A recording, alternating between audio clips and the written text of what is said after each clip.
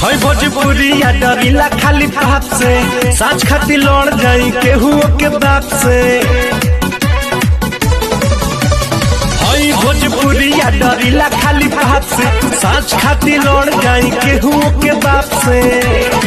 तो पीछे हटम न के तनो झमेल होई, आज जेल होई काल बेल होई, परसों से उहे खेल होई। आज जेल होई काल बेल होई, परसों से। कब न मुस्कुरालू तू, क्षण में रूठ जालू तू, जरत जैसे दिया होके वैसे बुझ जालू तू। सूते न देलू सपनों में तू आके जगा देलू। तोहर दिल हो कि चार जार कतही लगा लेलू, तोहर दिल हो कि चार जार कतही लगा।